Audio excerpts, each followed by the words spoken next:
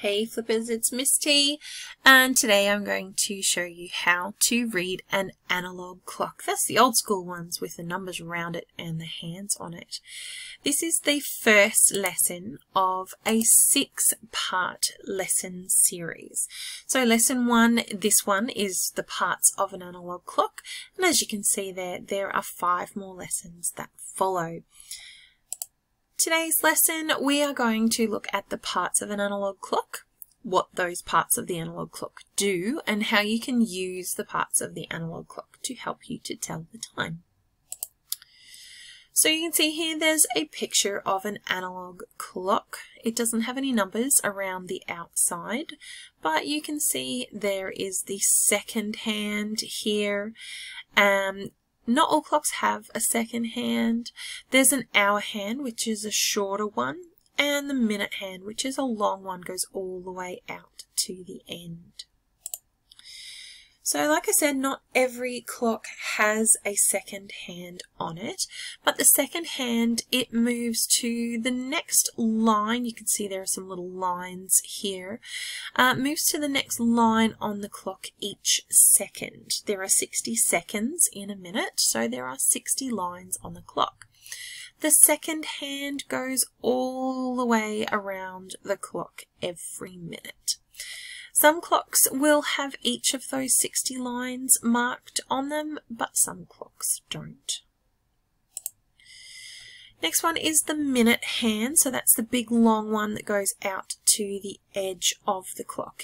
Now every analog clock will have a minute hand, and just like the second hand, it moves to the next line on the clock, but it does that once every minute.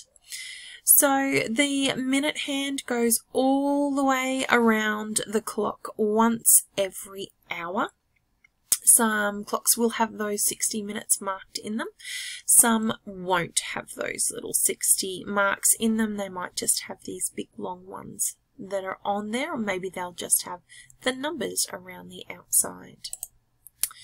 So the last one is the hour hand. So that's the shortest of all of the hands of the clock. So there are 12 hours that are marked on an analog clock around the outside. Some clocks will have numerals like we normally see them written. Others will have Roman numerals. Some, like this one here, won't have any on them at all. They'll just have a bigger, darker line there to show where those numbers of the clock might be. There are 5 minutes in between each of these intervals on the clocks. So 60 minutes in an hour divided by 5, that equals 12. So this this hour hand here will move to the next line on the clock approximately once every 12 minutes. So we've got the second hand, the hour hand, and the minute hand. So we've got the second hand and the hour hand that we're going to focus on because not all clocks have a second hand. So how can we use those parts of the clock to tell what the time is? So we'll use the minute hand to start with. On most of the clocks, the minute hand will go all the way out to the edge of the clock.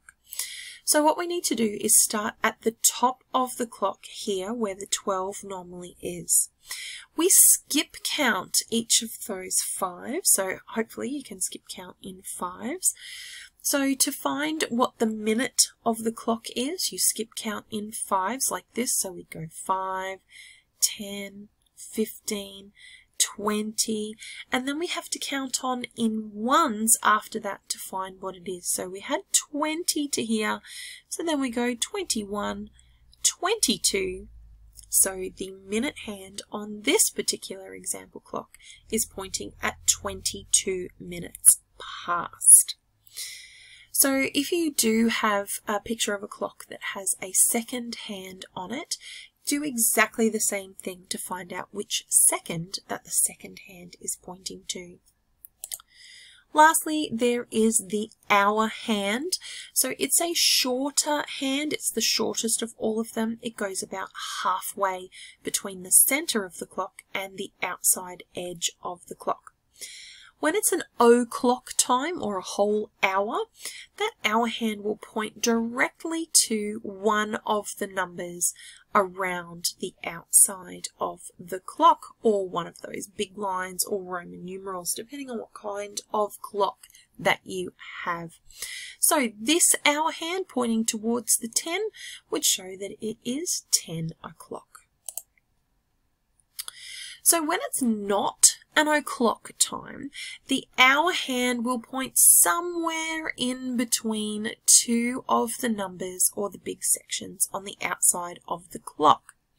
So when we see that, we know that it's sometime in between this o'clock, the one previous, and this o'clock, that is the one that's coming next.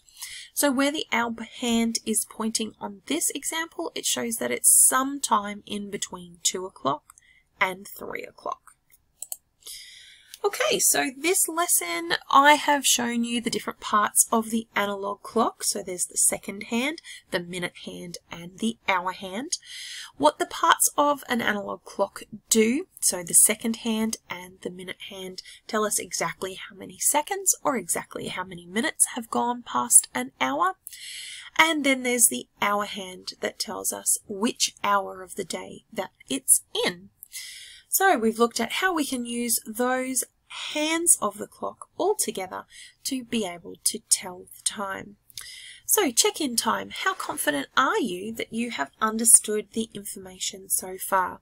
If you're still a bit confused about the second hand, the minute hand, and the hour hand, just go back to the start of the video and replay as many times as you need until you are super confident that you know what it's all about.